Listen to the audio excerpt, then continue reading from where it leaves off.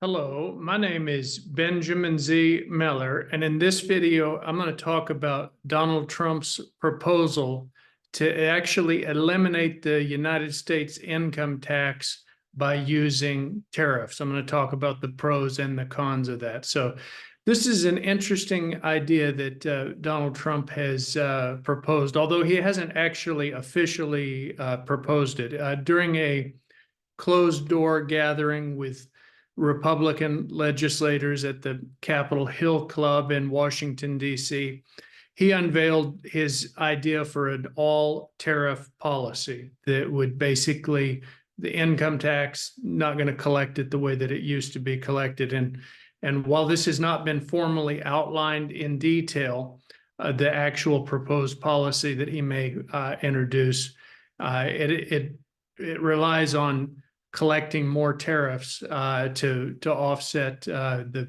income tax. So it's total elimination of the income tax, and it would be for businesses and individuals.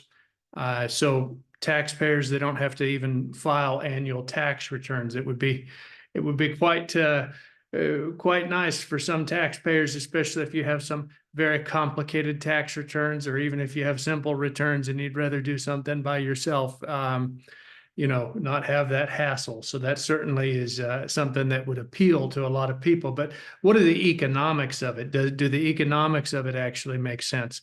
And then for revenue replacement, that's going to come from actually collecting tariffs on goods that are coming in. So here's actually a graphic that shows a little bit of information on how the U.S. is looking. So we talk about the fiscal year 2023.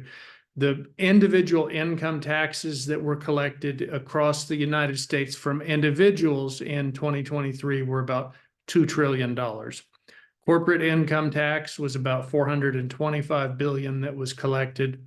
And the total amount collected in taxes was like 2.465 trillion, something like that.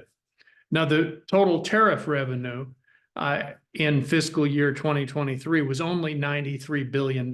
So you've got quite a difference there between the amount of revenue that's coming in off of tariffs in terms of taxes versus 2.4 trillion for the income tax on individual and corporate. But so there's a big difference there currently. And the total revenue currently is a small fraction of the total income tax revenue. So 93 billion versus 2.46 trillion. So this actually is interesting to look at the history of tariffs in the United States in the long term. And what we've got here is the Tariff Act of 1789, which was signed by President George Washington, one of my favorite presidents. And actually, it's interesting. My great grandfather, John Malcolm Miller, he fought with General Washington. He was actually at the final battle of the American Revolution, Yorktown. But General Washington, or President Washington, he signed the Tariff Act of 1789, and that's where tariffs started to be used in the United States to fund revenue. And we're looking here at the average tariff rate as a percentage, and this doesn't show all history. It's cut from 1820 to a little bit past 2010, but it's an interesting graphic. You see something here where the tariff rates were quite high. 40%, 50%, even 60%. At one point, there was the Tariff of Abominations in 1828. And this actually, we'll talk about this a little bit later and some of the impacts that this had on the United States. But, currently the tariff rates are quite a bit lower. They've gone down quite a bit. So they certainly kind of gives you an idea of where they've run. Now, the pro arguments for Trump's plan would be that it would simplify the tax system. And that's a huge pro argument, because so much time is spent on preparing tax returns. I mean, so many people are in that industry, it would be quite a change in terms of the way that things are filed if you just eliminated the taxes from individuals and corporations and got it all off of tariffs.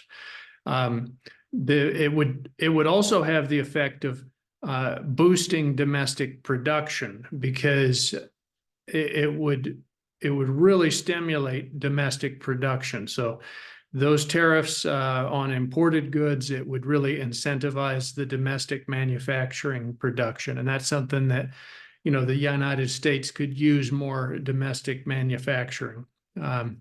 It would also generate the revenue through these tariffs, and it would help with the national security and the trade balance, because high tariffs could protect national industries from unfair competition, and it also would work on the trade imbalance. So those are the pros, but what are the contra arguments to it? Because that sounds great, but what's not so great about it? Well, you know, tariffs on imported goods, they could lead to higher prices. This actually could cause higher prices for consumers.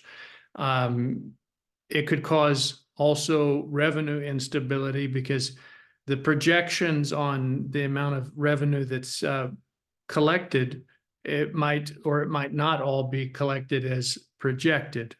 It would also, in some ways, be considered a regressive taxation, because it might impact lower income individuals who spend a larger percent of their income on goods that would be subject to tariffs. It could also do something with trade tensions. Of course, you know, if the U.S. raises tariffs, the other countries are not likely to just sit there and say, "Oh, that's great, just raise your tariffs." They're very likely to do retaliatory tariffs as well. So, speaking of that, we're going to talk about an interesting thing in history that happened in the United States, the Tariff of 1828, the Tariff of Abominations. And it was passed in 1828. And you remember that chart that we looked at, how high the tariff rates were, you know, practically 50%. And it was a controversial law, and it raised the tariffs on the imported goods. The idea was quite similar, actually, to protect American industry. But at that time, the United States, the North and the South, the North had far more capacity to manufacture goods and services, whereas the South was more agrarian. And this caused a result where on imported goods, including things like textiles, iron, and agricultural products, it caused a lot of problems in the South.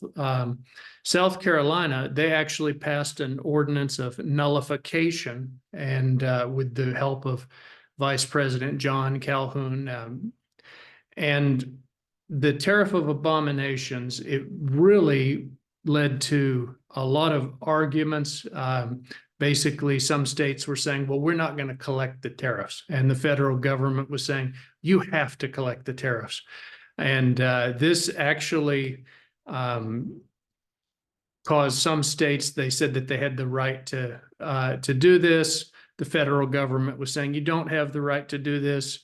And when South Carolina actually declared the tariff null and void within its state, this actually caused quite a crisis. Potentially, there was even talk at that time about it might lead to some sort of a civil war. It didn't lead to a civil war until later, 1861, but that, you know, this was changed before that ever happened. But it kind of gives you an idea of how these sorts of policies can have such far-ranging effects that can have a lot of things going on. So, you know, just to review, so far in 2024, if we talk about the year 2024, the federal government has collected approximately $3.29 trillion in income tax.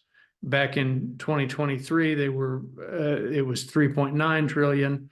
And if we're going to replace the income tax revenue with tariffs, it may not be as simple as it sounds to do that. It might, some estimates put the tariff rate might have to be as high as 85%. It may not have to be that high, but it certainly would be a major tariff to try to completely offset it. Now, there's a lot of appeal. People, they love the idea of not paying the income tax. Corporations like that as well. I mean, it could, there's definitely a lot of things to think about with this. It's an intriguing thing to consider, all of the things that may happen, and if you're interested in this sort of thing, you should join my group, the BenjaminZMiller Investor Networking Group. We have free meetings every week where you can meet other investors from around the world, and you can learn more about investing. Or if you're interested in politics, we also, look at political policies and how that might play out. It's definitely something that's useful. Just send me an email, ben@benjaminzmiller.com. Once again, that's ben@benjaminzmiller.com. I hope that helps, and I wish you good luck with your investing.